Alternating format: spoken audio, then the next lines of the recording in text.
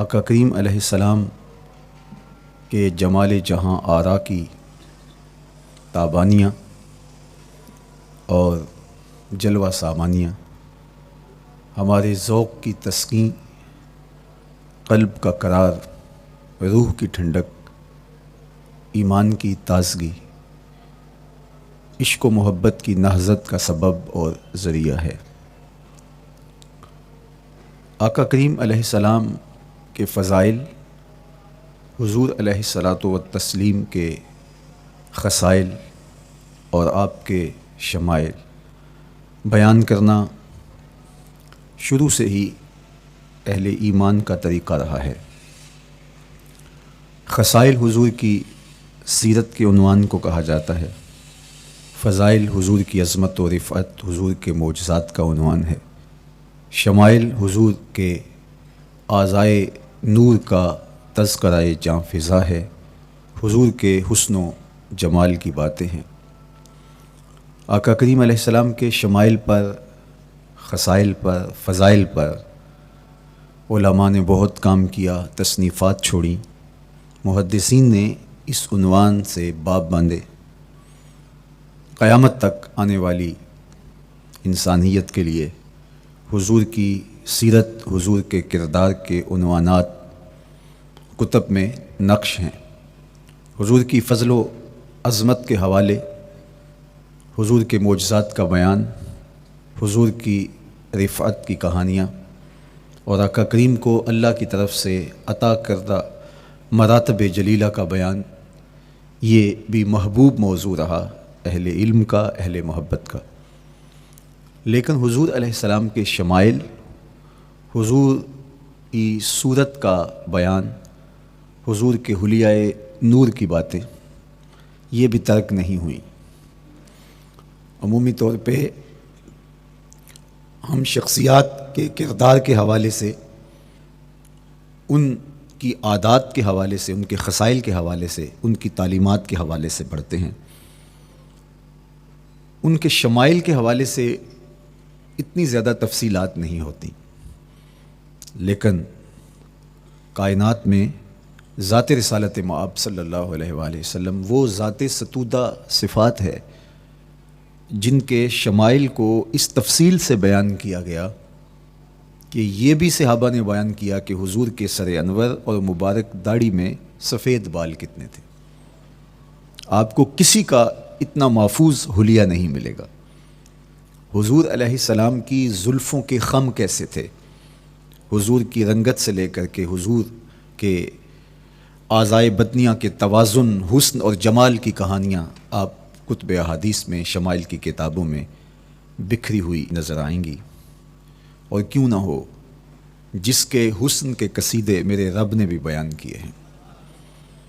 کبھی حضور کے چہرہ نور کا ذکر کرتے ہوئے والضحیٰ واللیل اذا سجا، کبھی حضور علیہ السلام کی مبارک زلفوں کا تذکرہ کرتے ہوئے حامیم، کبھی آقا کریم علیہ الصلاۃ والسلام کے مبارک ہاتھوں کا، کبھی دیگر اعضائے بطنیہ کا ذکر قرآن نے کیا۔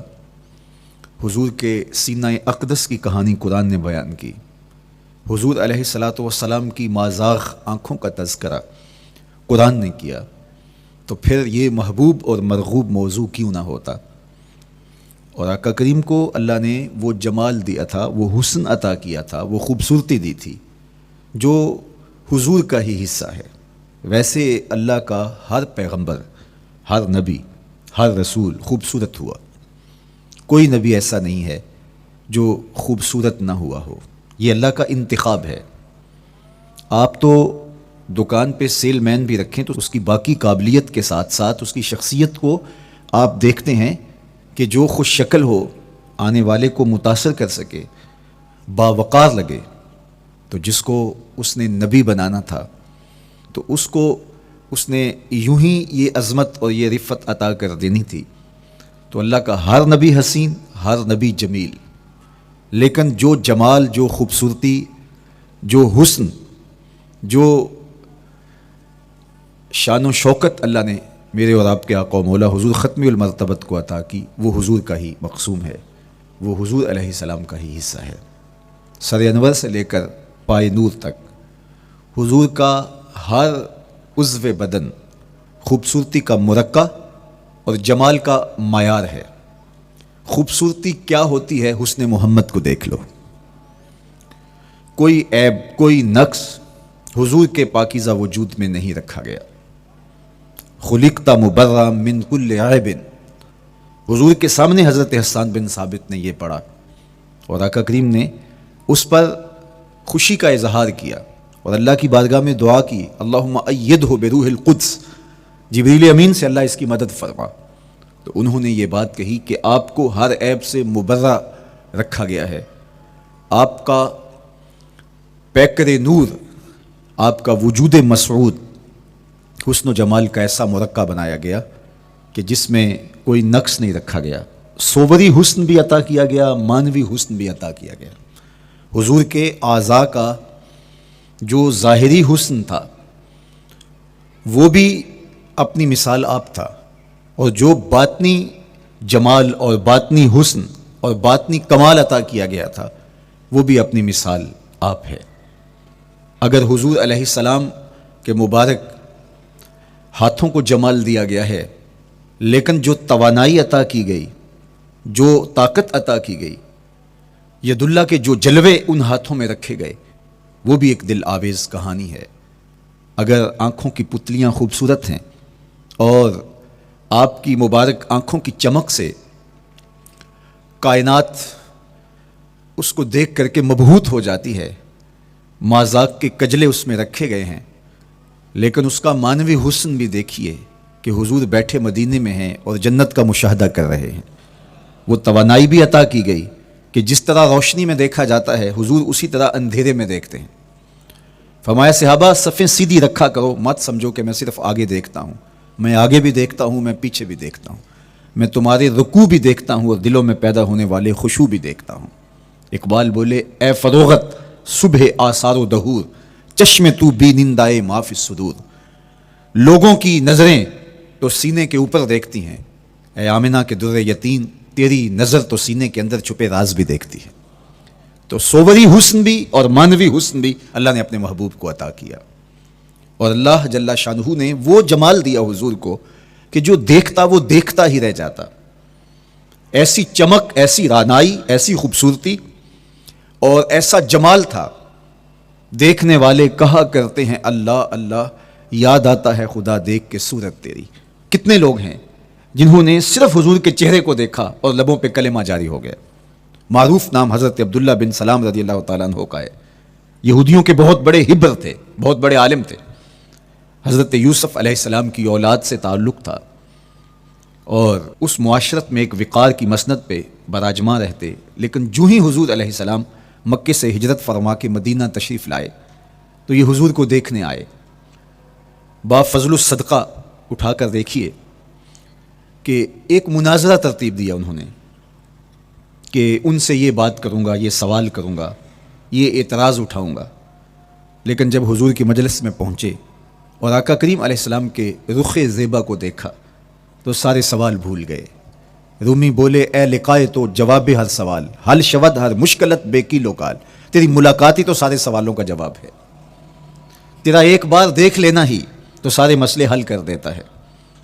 تو سوالات کا ایک ڈھیر اٹھائے لائے تھے، ایک گٹھڑی باندھ کے لائے تھے سر پہ رکھ کے، لیکن جو ہی حضور کو دیکھا تو وہ جو گٹھڑی باندھ کے لائے تھے اس کی گرہیں ڈھیلی ہونے لگی، پھر سوال تتلیوں کی طرح اڑنے لگے، اور حضور کو دیکھا تو کوئی سوال ہی باقی نہ رہا۔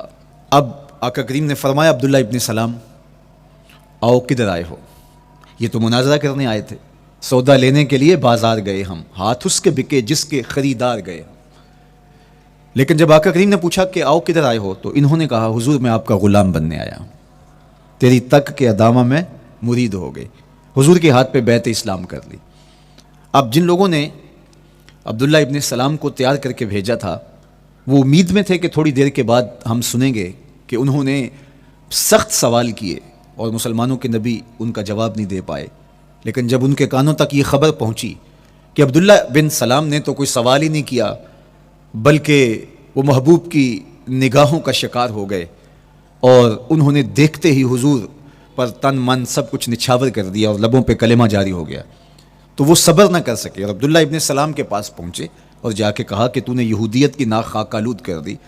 تم نے کوئی سوال کیا ہوتا، انہوں نے جواب دیا ہوتا اور پھر تم نے مان لیا ہوتا تو ہم سمجھ جاتے کہ ایک عالم تھا، علمی پیاس بجھ گئی، مطمئن ہو گیا.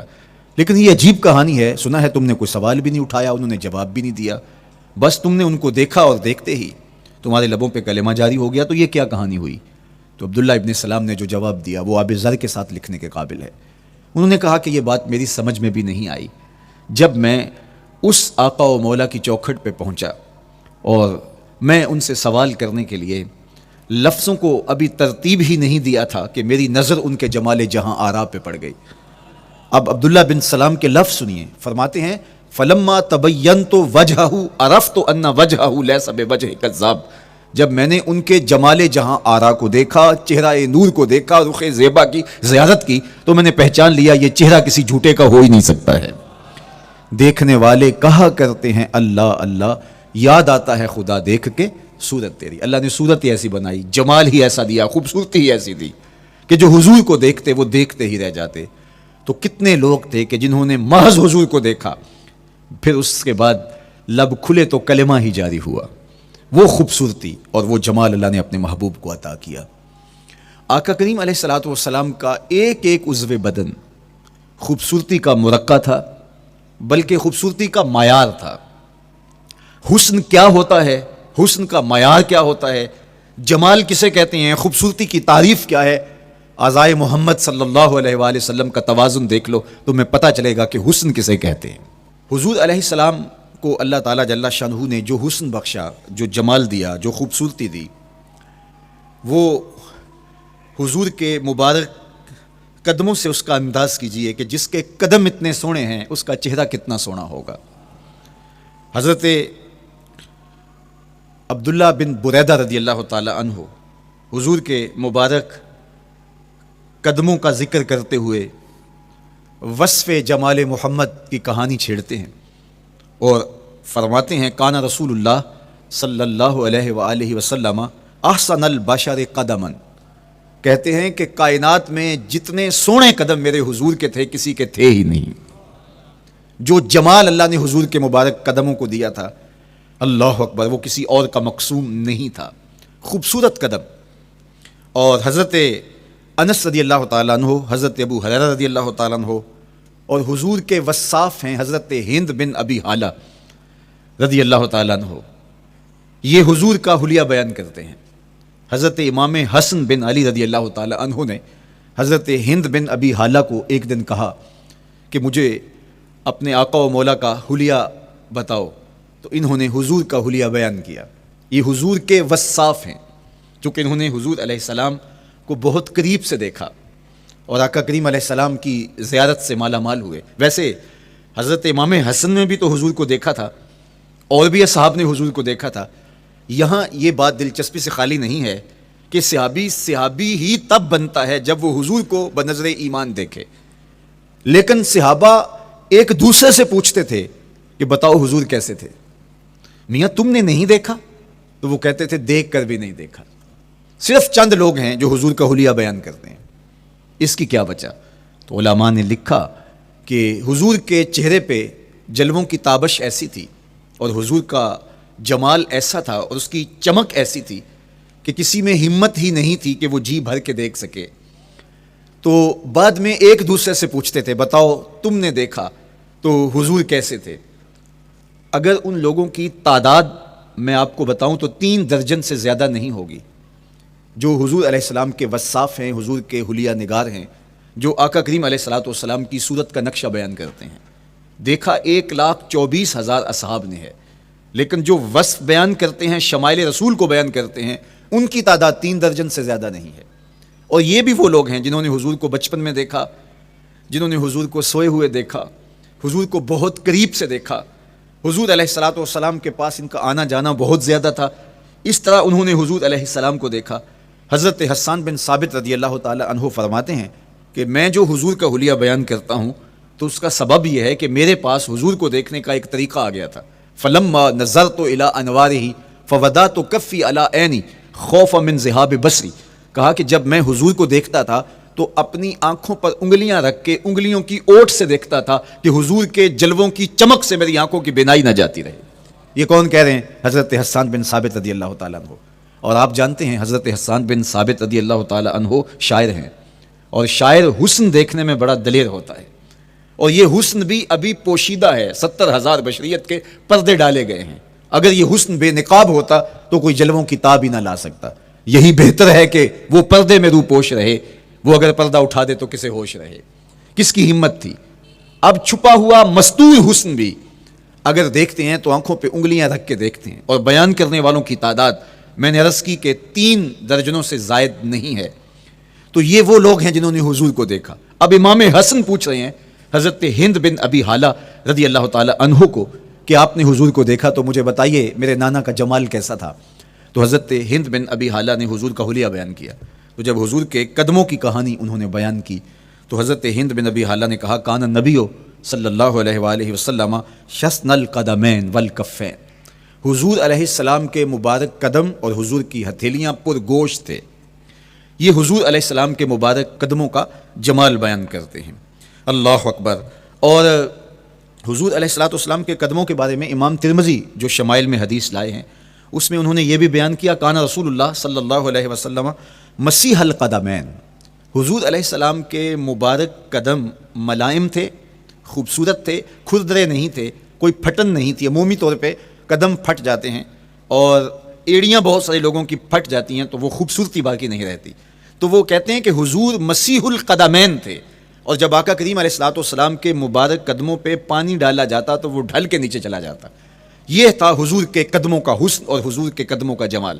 اچھا، آقا کریم علیہ السلام کی جو مبارک ایڑیاں تھیں وہ زیادہ پرگوشت نہیں تھیں، ان کے اوپر گوشت زیادہ نہیں چڑھا تھا، اس لیے کہ ایڑیوں کا زیادہ پرگوشت ہونا ایڑیوں کے حسن کو زائل کر دیتا ہے۔ حسن کا مرقع ہی جمال مصطفیٰ ہے، تو اس لیے اللہ نے ایک ایک عضو کو تراش کر کے بنایا ہے، بلکہ پوچھ پوچھ کے بنایا ہے۔ جس طرح حسان بن ثابت رضی اللہ تعالی عنہ کہتے ہیں کأنک قد خلقت کما تشاء، محبوب مجھے تو یوں لگتا ہے جس طرح آپ کے رب نے آپ کو آپ سے پوچھ کے بنایا ہے کہ محبوب بتاؤ کہ میں آپ کے اعضاء کو کیسے توازن اور کیسے حسن اور کیسے جمال دوں۔ تو حضور کی مبارک ایڑیاں یہ پرگوشت نہیں تھیں، باقی حضور کے پاؤں پرگوشت تھے اور کوئی پھٹن نہیں تھی، بالکل نرم گداس اور بالکل جو ہے وہ ملائم تھے، اور جب پانی ڈالا جاتا تو پانی ڈھل کے نیچے 1 سیکنڈ میں آ جاتا۔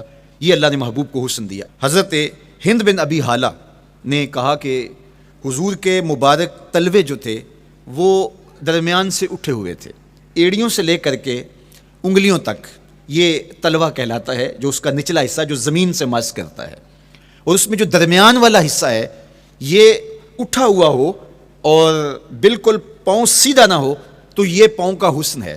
پاؤں کا بالکل سیدھا ہو جانا یہ پاؤں کے حسن کو زائل کر دیتا ہے۔ اس میں تھوڑا سا خم ہو، جب چلے تو انگلیاں اور پنجے کا جو ہے وہ آگے والا حصہ زمین پہ لگے اور ایڑی لگے، اور درمیان والا حصہ زمین پہ نہ لگے، تو یہ حسن ہوتا ہے کسی کے پاؤں کے تلوے کا۔ اللہ نے محبوب کے مبارک قدم کی پشت کو بھی حسن دیا، حضور کے تلووں کو بھی حسن دیا، حضور کی ایڑیوں کو بھی حسن دیا۔ سائل الاطراف، حضور کی مبارک انگلیاں قدرے لامبی تھی، اور یہ حسن ہوتا ہے۔ انگلیاں چھوٹی ہوں، ان کا قد پست ہو تو پاؤں کی خوبصورتی دکھائی نہیں دیتی، لیکن اللہ نے اپنے محبوب کی انگلیوں کو بھی ایک لمبائی عطا کر کے اس کو بھی ایسا جمال دیا تھا یار جو پاؤں کو دیکھتا رہے وہ پاؤں کو ہی دیکھتا رہ جائے۔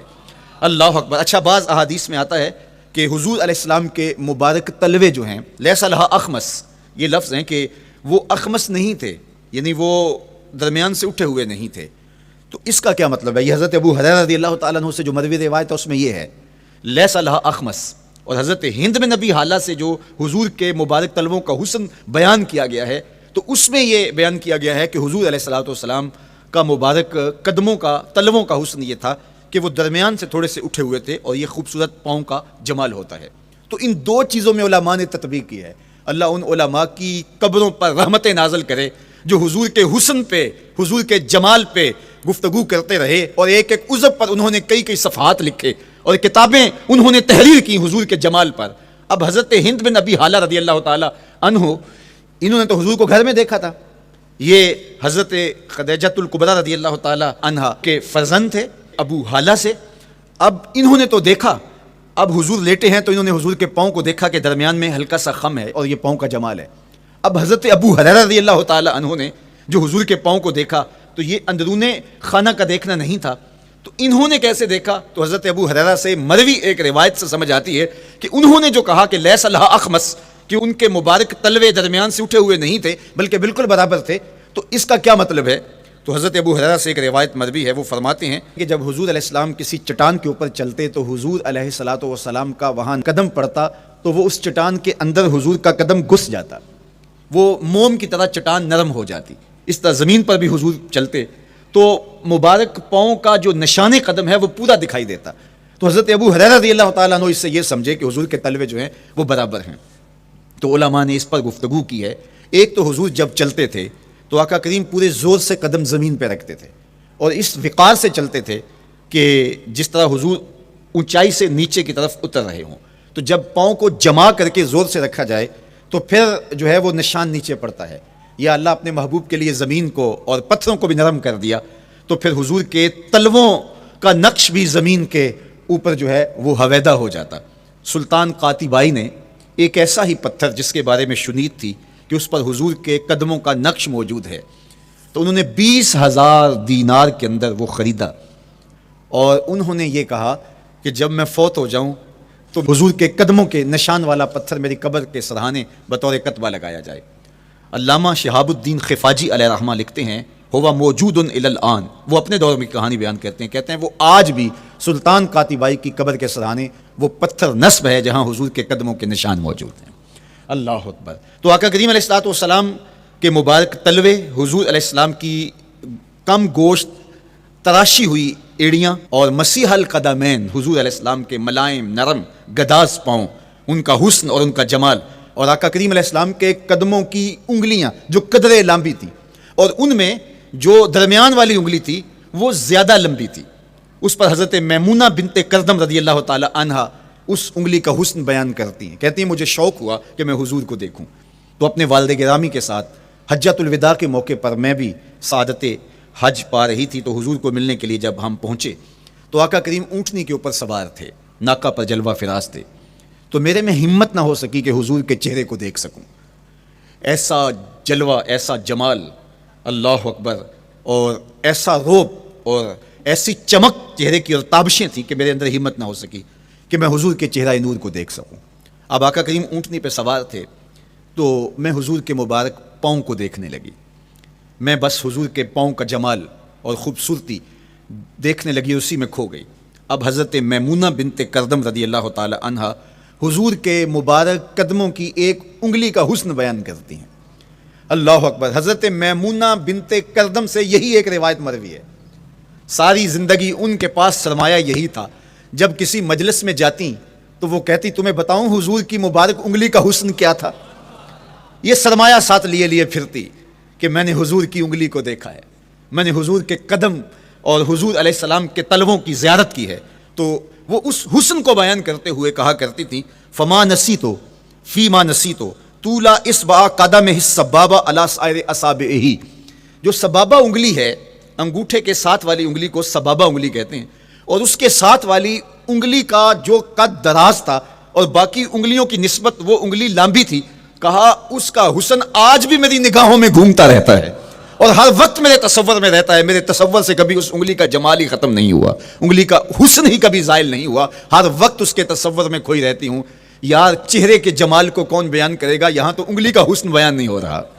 ابھی وہ شعر پڑھا جا رہا تھا نا کہ قدموں پہ جبیں کو رہنے دو، قدموں پہ جبیں کو رہنے دو، چہرے کا تصور مشکل ہے، قدموں پہ جبیں کو رہنے دو، چہرے کا تصور مشکل ہے، جب چاند سے بڑھ کر ایڑی ہے رخسار کا عالم کیا ہوگا، جب چاند سے بڑھ کر ایڑی ہے رخسار کا عالم کیا ہوگا۔ تو اللہ نے اپنے محبوب علیہ الصلوۃ والسلام کو وہ جمال، وہ خوبصورتی اور حضور کے مبارک قدم، حضرت عبداللہ بن بریدہ رضی اللہ تعالی عنہ سے مروی روایت کان رسول اللہ صلی اللہ علیہ وآلہ وسلم احسن البشر قدما، کہتے ہیں جتنے سونے قدم، جتنے من مونے قدم میرے حضور کے تھے اتنے سونے قدم کسی اور کے تھے ہی نہیں۔ اللہ نے اپنے محبوب کو وہ جمال، وہ خوبصورتی اور وہ نور عطا کیا تھا۔ اچھا، یہ قدم، یہ ایڑیاں، یہ مبارک تلوے اور یہ داراز انگلیاں اور ان انگلیوں کی چمک اور ان کی رنگت کا جمال اور خوبصورتی، جہاں اس کا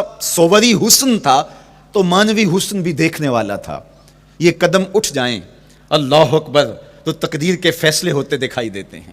ان قدم کی اونچائی، ان قدم کی بلندیاں کہ عرش حق ان قدموں کے بوسے لے رہا ہے. اور میرے امام بولے زہ عزت و اے طلائے محمد، زہ عزت و اے طلائے محمد کہ ہے عرش حق زیر پائے محمد. قدموں کا حسن وہ بھی دیکھنے والا اور قدموں کی بلندی اور اونچائی اور اس کی شان و شوکت وہ بھی دیکھنے والی. اللہ اکبر. آقا کریم علیہ السلام حضرت ابوبکر صدیق کے ساتھ، حضرت عمر فاروق کے ساتھ اور حضرت عثمان غنی کے ساتھ احد پہاڑ پر تشریف لے گئے. یہ حدیث آپ نے بارہا علماء سے سنی ہے. احد کی چھاتی پہ جب حضور کے قدم آئے اللہ اکبر تو وہ خوشی سے جھوم اٹھا. مقدر جاگ گئے، بخت بیدار ہو گئے. ان کے قدم جو کہ عشاق کی آنکھوں کی ٹھنڈک ہے، جب چھاتی پہ آ جائیں تو کون عاشق نہیں جھوم جائے گا. یہ تو حضور کے قدموں کے حسن کو بیان کیا جا رہا ہے. آپ کی روح رقص کر رہی ہے اور آپ کا دل جو ہے وہ ایک عجیب سرور اور کیف کی وادی میں اور ایک جو ہے وہ خوشیوں کے جو ہے وہ عالم میں نہال ہوتا چلا جا رہا ہے. لیکن یہ قدم جب چھاتی پہ آیا تو پھر احد، ظاہر تو پتھر ہے احد، لیکن حضور سے پتھر بھی پیار کرتے ہیں. فرمایا احد جبل یحبنا ونحبہ، احد ہم سے پیار کرتا ہے، پہاڑ ہے، پتھر ہے، لیکن ہم سے پیار کرتا ہے، ہم اس سے پیار کرتے ہیں. اس کائنات میں صرف سرکش انسانوں اور جنوں کے علاوہ کائنات کی ہر شے حضور سے پیار کرتی ہے، حضور سے محبت کرتی ہے. آؤ میں تمہیں پیار کی ایک اور کہانی سناؤں. مسجد نبوی ہے، آقا کریم تشریف فرما ہیں، منبر پہ جلوہ فراز ہوئے. ابھی واز کا آغاز ہی کرنا چاہ رہے تھے کہ ایک جانب سے رونے کی آواز آنے لگی.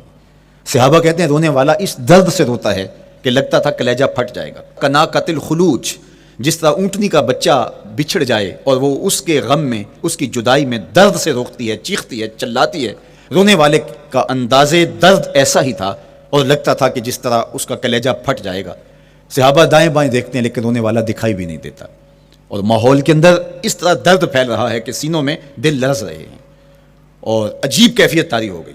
حضور ابھی بیٹھے ہیں، خطبے کا آغاز بھی نہیں ہوا اور رونے والا کیف و درد میں روتا چلا جا رہا ہے. فنزل النبی صلی اللہ علیہ وسلم عن المنبر، حضور منبر سے نیچے تشریف لائے. صحابہ کی آنکھیں محو حیرت ہیں، استجاب کا عالم ہے. یہ کون رو رہا ہے اور اتنے درد سے رو رہا ہے اور دکھائی بھی نہیں دے رہا. آقا کریم منبر سے نیچے جلوہ فراز ہوئے، ایک سمت بڑھے. کھجور کا خشک تنا پڑا تھا. آج پہلا دن تھا کہ منبر حضور علیہ السلام کے لیے بچھایا گیا، ورنہ یہ خشک تنا دیوار کے ساتھ جو ہے وہ رکھا گیا تھا اور حضور اس کے ساتھ ٹیک لگا کر کے واز کیا کرتے تھے. جب منبر بن گیا تو اس کو اٹھا کر کے اب اس کی ضرورت نہیں رہی، ایک کونے میں ڈال دیا گیا. اب جو ہی حضور منبر پہ تشریف فرما ہوئے تو اس خشک تنے کا کلیجہ لرز اٹھا اور وہ ایسے روتا تھا جس طرح اونٹنی کا بچہ بچھڑ جائے اور وہ روتی ہے، اس طرح وہ خشک تنا رو رہا تھا. اس تنے ہنانا در ہجر رسول زار می نالت چو ارباب عقول، جس طرح عقل والے، جس طرح جو ہے وہ فہم و ادراک رکھنے والے لوگ روتے ہیں درد سے، وہ رو رہا تھا. آقا کریم علیہ السلام اس کے پاس گئے اور اس کو اپنی آغوش میں سمیٹ لیا. بچھڑا ہوا بچہ جب اپنی ماں کو ملے تو اس کی ہچکیاں بن جاتی ہیں، اس کی گھگی بن جاتی ہے، تو یہی کیفیت اس کی ہو گئی. اور آقا کریم اپنا دست رحمت اس کے اوپر پھیرتے چلے جاتے ہیں. بتدریج اس کی سسکیاں، اس کے رونے کی آواز کم ہوتی چلی جا رہی ہے.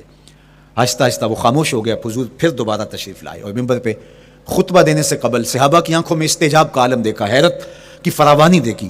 فرمایا کہ تم جو سوال کرنا چاہ رہے ہو، جو تمہاری آنکھوں میں پوشیدہ سوال ہے، میں اس کو اچھی طرح جانتا ہوں. لو لم افعل هكذا لحن الى یوم القیامہ، اگر میں منبر سے اتر کے اپنے عاشق زار کو یوں تسلی نہ دیتا، یہ قیامت تک یوں ہی روتا ہی رہتا. حضرت محمد بن سیرین رضی اللہ تعالیٰ عنہ کہا کرتے تھے کہ حضور کی محبت میں ایک خشک تنا بھی زار و زار روئے تو جس کے سینے کے اندر محبت بھرا دل ہے تو وہ حضور کے عشق میں آنسو کیوں نہیں بہائے گا؟ حضور کی یاد میں اس کی آنکھیں آنسو کا خراج کیوں نہیں دیں گی؟ تو وہ خشک تنا حضور کی محبت میں رو رہا ہے. اب ہے یہ پتھر، لیکن میرے حضور فرماتے ہیں کہ یہ پہاڑ مجھ سے پیار کرتا ہے اور میں اس سے پیار کرتا ہوں. اب حضور اپنے اس محب کے گھر تشریف لے گئے اور اس کی چھاتی پہ قدم رکھا تو وہ خوشی سے جھوم اٹھا. فضاربا برجلہ ہی، اپنا مبارک پاؤں زور سے مارا. فقال اسبت احد فانما علیک نبی و صدیق و شہیدان، فرمایا احد ٹھہر جا، تیرے اوپر اللہ کا ایک نبی ہے، ایک صدیق ہے اور 2 شہید ہیں۔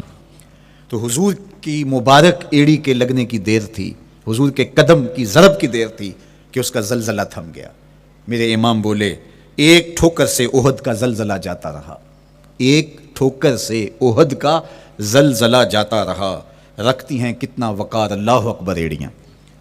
زلزلہ آ گیا اس کے اوپر، وہ جھومنے لگا، لیکن حضور نے اپنا مبارک قدم مارا اور وہ ٹھہر گیا۔ اللہ اکبر۔ تو یہ پہاڑ آج بھی اس شاخ جب شہر مدینہ میں حاضر ہوتے ہیں تو وہ احد پہ تو ضرور جاتے ہیں، حضرت امیر حمزہ کے مزار پہ حاضری دینے کے لیے اور اس جبل احد کو دیکھنے کے لیے۔ اور یقین جانیے گا جبل احد کو جب ہم دیکھتے ہیں تو عجیب کیفیات میں ڈوب جاتے ہیں۔ میں تو وہاں دوستوں کو کہا کرتا ہوں کہ آج پورا مدینہ بدل گیا ہے، یعنی اس کی وہ صورت، وہ کچے مکان، وہ گھروندے، وہ گھر، وہ کوچہ و بازار، وہ کچی سڑکیں، وہ ماحول آج وہ آپ کو نظر نہیں آ رہا۔ جہاں کچے مکان تھے جن کے اوپر چھت کھجور کے پتوں کی پڑی تھی، وہاں عالی نصب پلازے آپ کو نظر آتے ہیں، فلک بوس آپ کو ہوٹل نظر آتے ہیں۔ وہ کچی سڑکیں آج آپ کو وہاں دکھائی نہیں دیتی، وہاں تارکول کی بچھی ہوئی سڑکیں دکھائی دیتی ہیں، خوبصورت پتھر لگے ہوئے آپ کو نظر آتے ہیں، وہ ممیاتی ہوئی بکریاں، وہ جگالی کرتے ہوئے اونٹ آج آپ کو وہاں دکھائی نہیں دیتے، وہ ماحول آپ کو نظر نہیں آتا۔ تو پرانا مدینہ اگر ڈھونڈنے نکلیں بھی تو ظاہر ہے اگرچہ ان پختہ اور خوبصورت عمارتوں کے اندر بھی عکس جمال محمد کا پڑ رہا ہے، لیکن وہ پرانا دور اگر آپ تلاش کرنا چاہیں تو وہ آپ کو وہ چیزیں نہیں ملتی۔ لیکن جب آپ احد پہ جاتے ہیں تو میں دوستوں کو کہتا ہوں اس احد کو جی بھر کے دیکھ لو، اس پہ ڈائریکٹ میرے حضور کی نظریں پڑی ہوئی ہیں، یہ بدلا نہیں، یہ 14 صدیوں سے جیسا تھا آج بھی ایسا ہے، اس پہ میرے حضور کی نظریں ڈائریکٹ پڑی ہوئی ہیں، اور آقا کریم علیہ الصلوۃ والسلام نے اس کو یوں دیکھا ہے۔ تو یہ احد حضور سے محبت کرنے والا ہے، حضور سے پیار کرنے والا ہے، اور اس پیار کی وجہ سے یہ پتھر قیامت کے دن جنت میں جائے گا، یہ پہاڑ جنت میں جائے گا۔ یار اگر ایک پہاڑ حضور سے پیار کر لے تو وہ مکین جنت بن جاتا ہے، اور اگر حضور کا غلام ایک عاشق حضور سے محبت کرے تو اللہ اس کو کتنے درجے عطا فرمائے گا۔ تو آقا کریم نے زور سے قدم مارا اور فرمایا احد ٹھہر جا، تیرے اوپر اللہ کا ایک نبی ہے، ایک صدیق ہے اور 2 شہید ہیں۔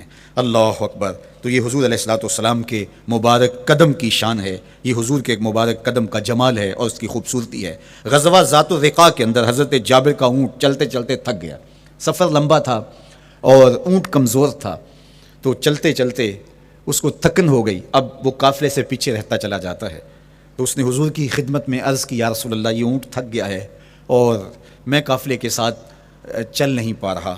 تو آقا کریم علیہ الصلوۃ والسلام نے اپنے مبارک قدم سے اس اونٹ کو ٹھوکر لگائی، فناشطہ حتیٰ کان ما یملک زمامہ، حضرت جابر کہتے ہیں اس کی لگام سنبھالی نہیں جاتی تھی، اتنا تیز چلتا تھا۔